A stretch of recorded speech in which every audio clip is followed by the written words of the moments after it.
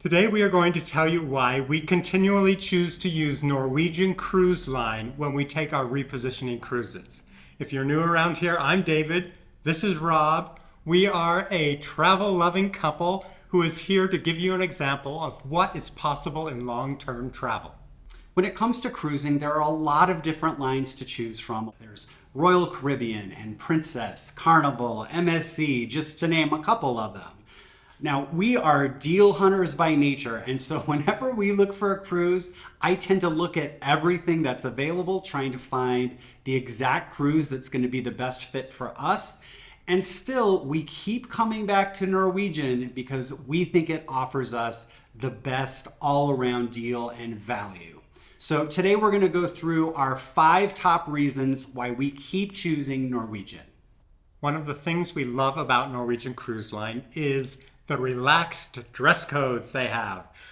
In fact, it probably is the #1 reason why we choose Norwegian, because as long-term travelers, we don't have a lot. We travel with 2 carry-on bags. Those bags have some shorts and some t-shirts, a couple pairs of long pants, and that's it. So if we were on a cruise line that had formal nights or even semi-formal nights, we would be stuck in our room. We wouldn't be able to go out half the cruise. So it's really important for us to be able to choose a more casual cruise line.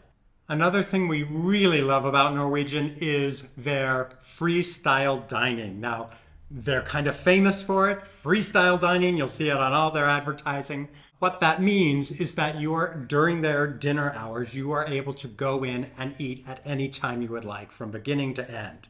This is great for people like us who like things to be flexible, because say, for example, you're in a port all day long and you get back last minute and you want to eat later, you can eat later.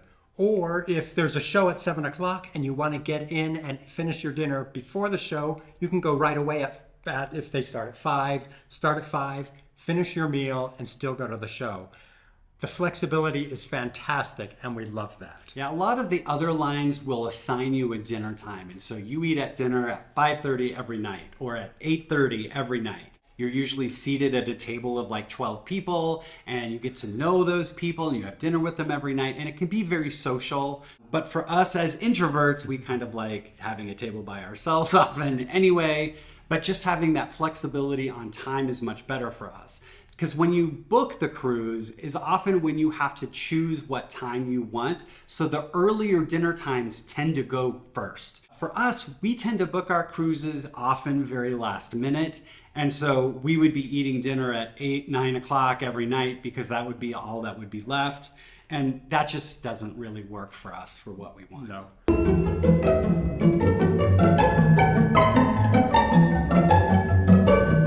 But also, if you like dining with other people, if that's a part of, a lot of people love to do that. It's a part of their way to meet people. When you get up to the front desk, they'll often ask you if you want to dine with other people.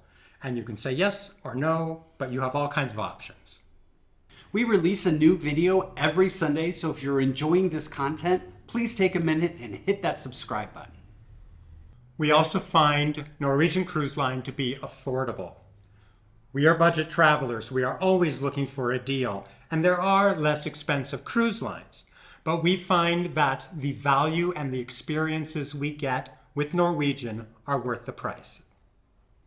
A very important reason we continue to choose Norwegian is that we think they offer the best itineraries of the other lines that we've looked at. So the most recent cruise we took was a repositioning cruise from Sydney, Australia to Tahiti. It was an excellent cruise. It's a little bit hard comparing, apples to apples when you're looking at different lines, but I'm going to just give you a quick example here. If you do get to the point where you want to book a cruise, we did do a video a couple of weeks ago. I'll put the link right up here. That is a spreadsheet we put together to help you compare the costs between the different lines and between different cruises, because sometimes it can be a little hard. But if that will help you, click that link there. But here I'm just going to show you. So here, the first one we're going to look at is Princess.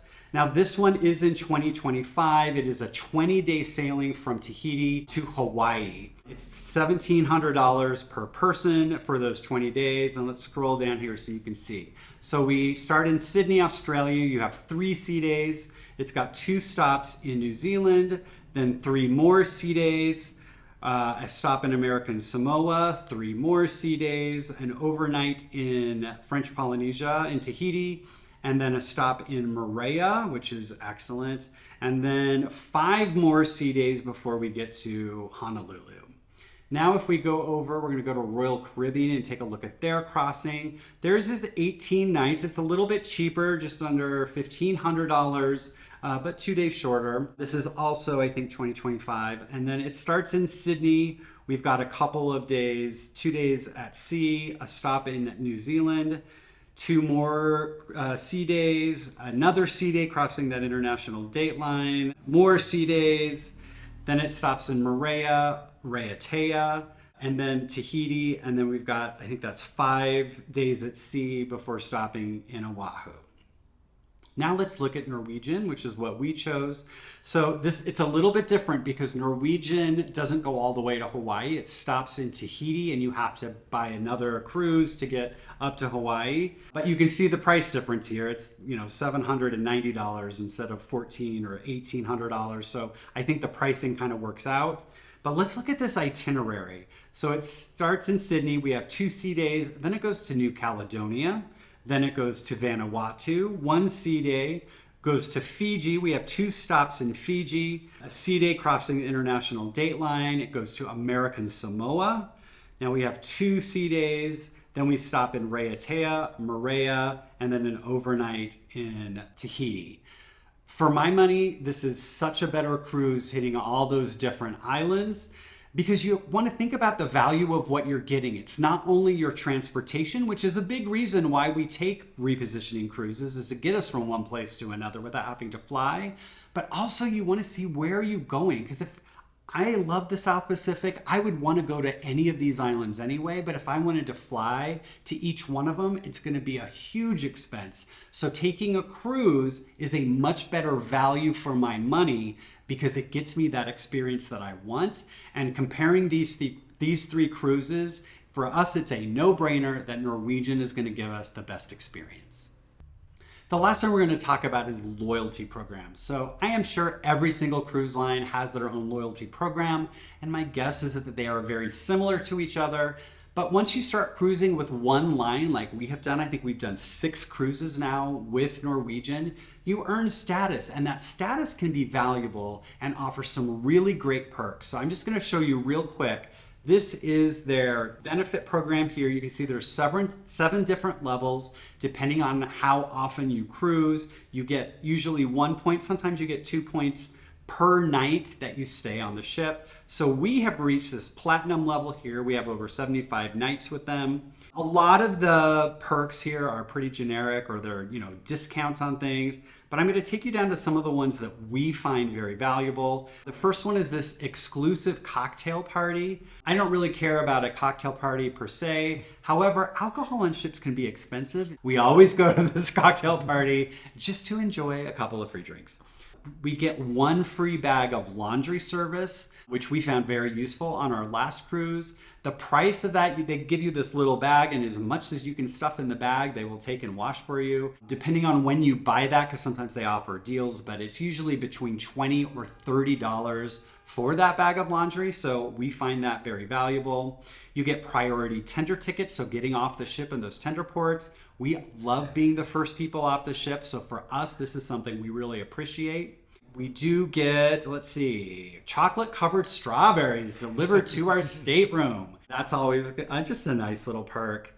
But here's 2 really valuable ones. So dinner for 2 with a bottle of wine in one of the specialty restaurants, and then a second dinner for 2. That one doesn't come with the wine, but it's still dinner for 2. These can be really, really valuable. I know when we went to Cagney's and had that bottle of wine, we saw the ticket, and if we had just showed up and ordered a la carte, it would have been like $250. So this to us is a really great perk. I mean, you can get the dinners for cheaper if you buy them ahead of time and stuff like that, but still it's a great value. And then there's this behind the scenes ship tour. There's another wine tasting that we get to go to. Just some really good perks that we use. There might be more in there that you find useful if you're buying internet packages and you get percentage off, or the drink packages, stuff like that.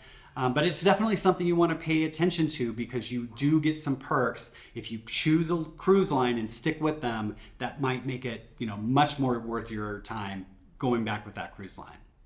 None of this is to say that other cruise lines can't offer great experiences. If we found a great deal or experience with another cruise line, we would certainly consider it. But so far, Norwegian has always offered what we're looking for. If you do prefer another cruise line, please tell us why in the comments below.